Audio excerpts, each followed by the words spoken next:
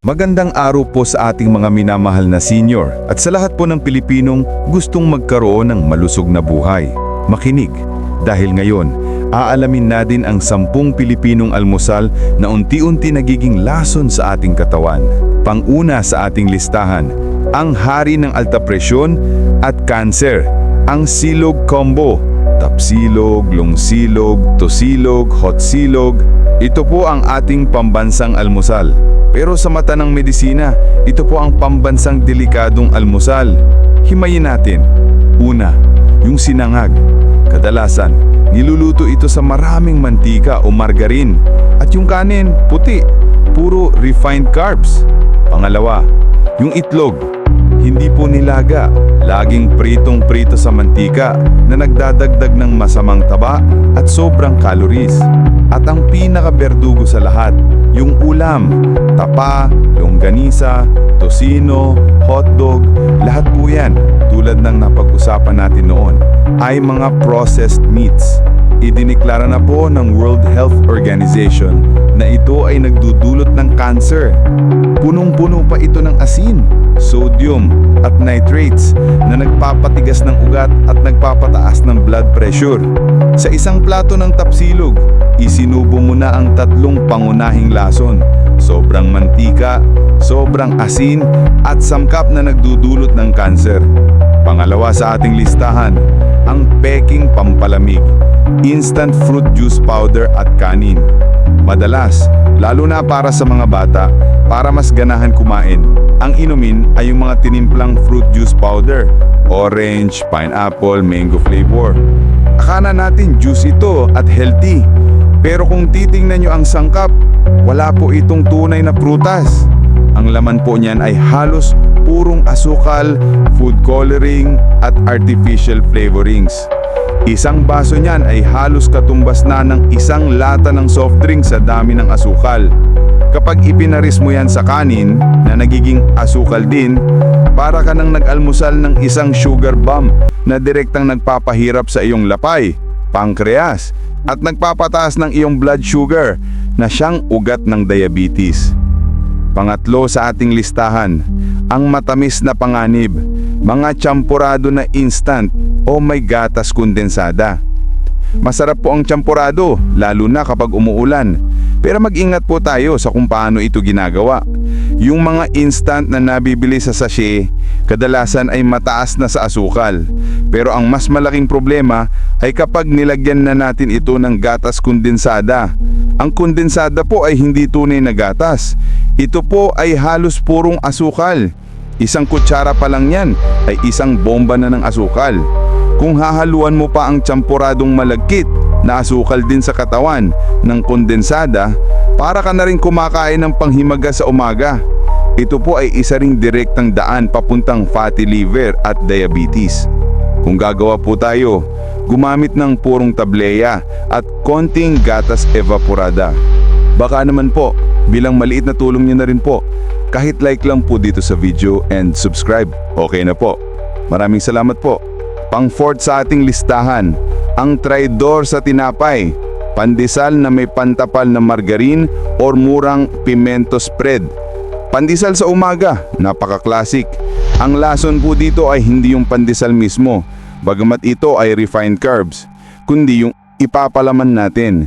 Sabi nga natin noon, ang margarin, lalo na yung matigas na klase, ay puno ng trans fats, ang pinakamasamang klase ng taba na direktang bumabara sa ating mga ugat.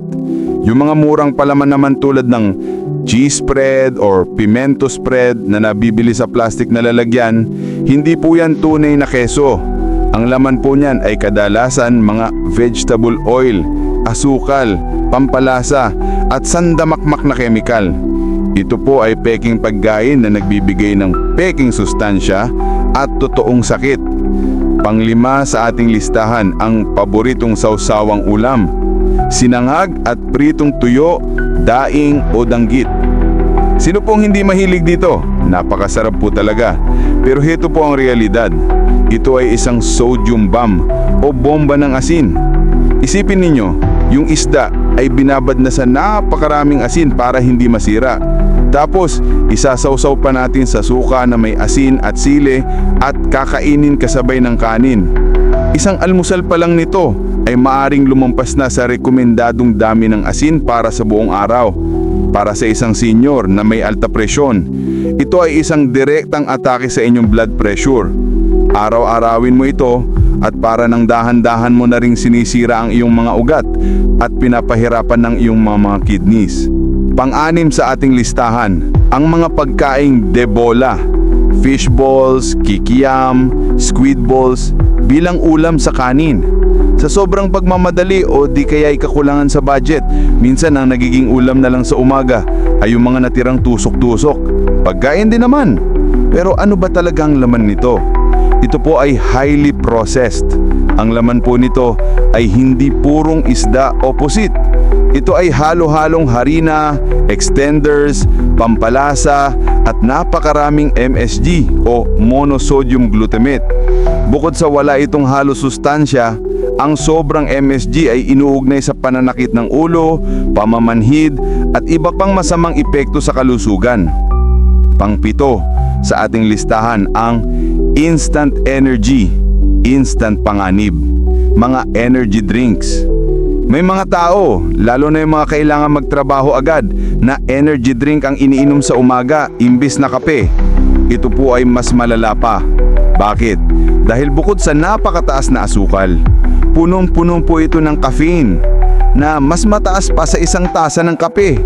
Ito ay isang matinding shock sa iyong sistema sa umaga. Direkta nitong pinapabilis ng sobra antibok ng iyong puso na delikado sa senior, pinapataas ang iyong blood pressure at pinapahirapan ng iyong lapay at atay. Ito po ay hindi dapat turingin na inumin. Ito ay isang stimulant na may kasamang panganib. Pangwalo sa ating listahan, ang mga merienda ngayon, almusal bukas, tirang pizza o spaghetti. Napaka-convenient po nito. Yung natira kagabi, iinitin na lang. Pero isipin natin, ang pizza na may processed meat toppings tulad ng pepperoni at ham at spaghetti na may tamis na sauce at hotdog ay mga pagkaing mataas sa refined carbs, asin, asukal at masamang taba.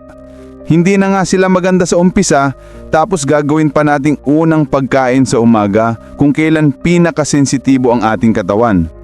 Ito ay parang pagsisimula ng araw sa isang inflammatory meal.